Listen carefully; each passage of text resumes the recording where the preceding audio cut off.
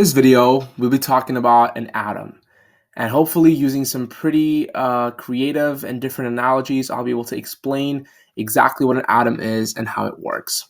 So I think the first thing I'm going to do here is I'm going to draw something that is pretty, familiar to all of us, and that's a sun. Okay, I'm going to draw here a very simple diagram of our solar system. So we have the sun here, and this is the pathway of, let's say, planet Earth, right? We know the Earth orbits around the sun at a fixed distance. So this here is our solar system with only the Earth and the sun here, just to give a little bit of a comparison to what we're going to be going into. And so let's just assume that this is just the sun and planet Earth, right? We have here a fixed distance in which the Earth orbits around, and it's going to orbit all the way around, and it's going to keep orbiting around. And this center area here is the center of mass, right? The nucleus of an atom. And these little particles here, that we can call the planet Earth a particle, evolves around the center of this mass. Now, this instantly to some might seem familiar. You might be like, hey, this looks exactly like an atom. And you are correct in the way that the solar system often is used as a way to explain how an atom works. So I'm going to draw here a very simple diagram of a helium atom, which looks something like this, right? And we can already see the similarities between these two, right? We see that, there is this sun here, the sun of an atom, right? The center of mass. And then we have these subatomic particles that are revolving around the sun here, right? So this is similar in a way where this is called your atomic nucleus. And this is almost like the nucleus of the solar system. The atomic nucleus is made up of protons. So we have here protons. These are positively charged subatomic particles. We have neutrons, which have no charge, and we have electrons, which are negatively charged subatomic particles. And the combination of this keeps an atom stable, keeps an atom at a stable pace. If there was to be a change in these, then it would be a different term called an isotope, something we'll go over in a later video.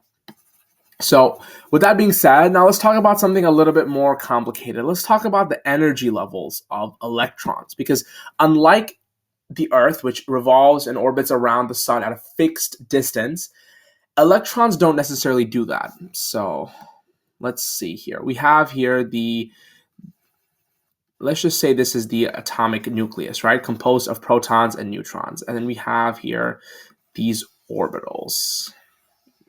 Not the best circles, but it'll do. And we have electrons here. We'll draw two here for this purpose. And now I'm going to draw, let's forget about this for a second, right? Let's think about a person. Let's think about a person here who's standing on a field. And this person throws a ball in the air. So this person is throwing a ball in the air.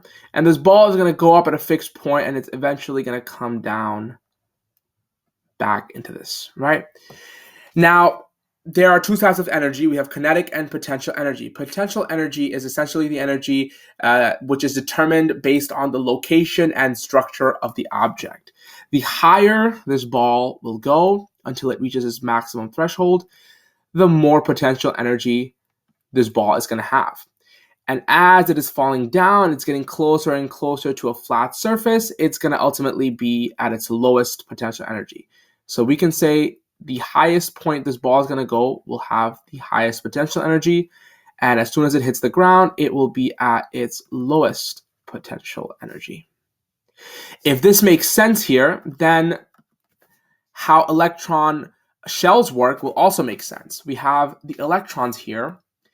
When an electron is closest, when the electron is closest to the atomic nucleus, energy is at its lowest, potential energy at its lowest. As this electron extends out to further electron shells, there is actually an increase. That's not the best handwriting of increase.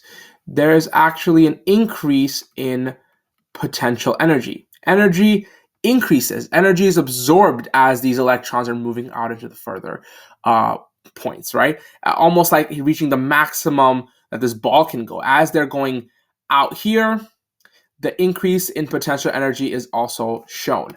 But let's say now there is an electron here, and this electron is falling.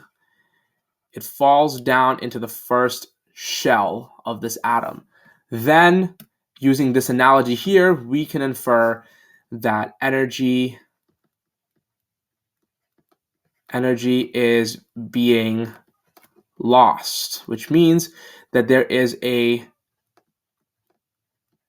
decrease in potential energy.